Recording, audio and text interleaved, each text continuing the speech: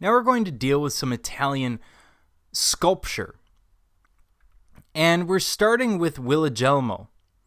Now, he's a craftsman whose the craftsman identity amongst artists is starting to die. They're shifting more towards looking at artists as independent geniuses, something similar to an author.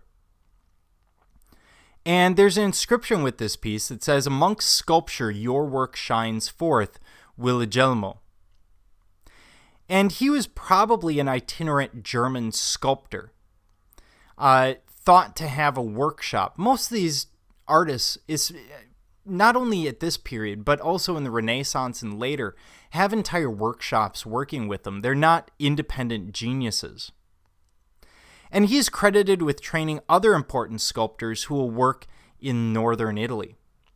Now, what we're looking at is the creation and temptation of Adam and Eve. Starting from the left, we see Christ in majesty, our Byzantine form, held by two angels. Next to him, we see God creating Adam, and we know this is Adam because his name is labeled next to him. Then we have God creating Eve from one of Adam's ribs as Adam sleeps fairly awkwardly on these bits of rock, and Eve's name again next to her. Then we have Adam and Eve eating from the forbidden tree, or the tree of knowledge. By the way, they weren't eating apples. Apples aren't invented yet. They will come from Kazakhstan much, much later in history. So as we look at it, there's some interesting elements to keep in mind, to pay attention to. First of all, the architectural background, and you'll see it's been modified.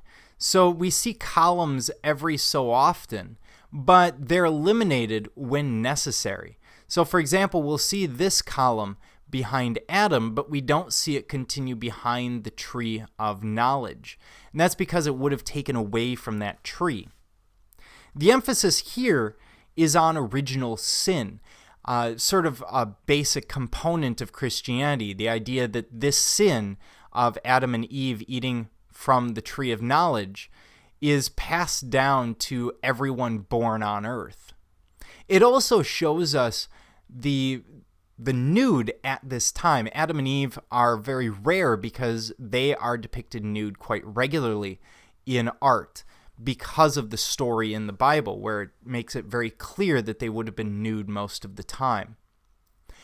Although here they take pains to hide Adam's gender by hiding the penis, and they also hide Eve's gender except where otherwise necessary. And by looking at the two of them, you can see that while Adam looks fairly human, Eve does not. And that's because, especially, for example, her breasts look unusual and her rib cage looks unusual.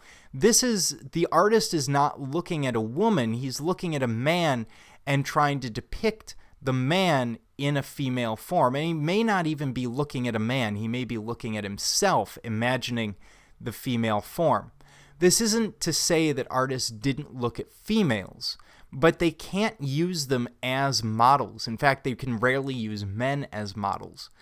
But to use a woman as a model would be, well, basically a sin, since women were believed at the time to sin with their body.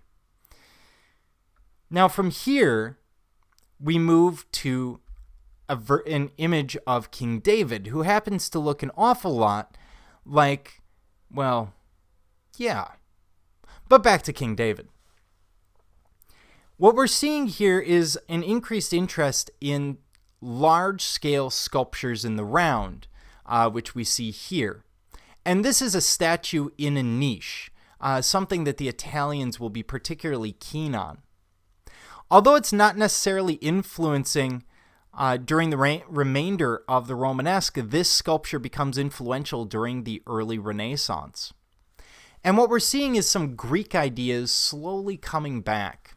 Even though you'll notice the feet are perfectly level, you'll see that one knee is pushing against the robe, that left knee is pushing against the robe. And that is trying to give the idea of contrapposto, even though he can't be in contrapposto because his feet are level. We see a sculpture in the round, which is very unusual for the period. And we see robes, clothing that is much more lifelike than what we're used to. They may have actually used a model for some senses of the clothing and then added modeling, sort of the conventional forms that we've seen up until this point, into the realistic model, thus creating a few too many folds as we look at the form.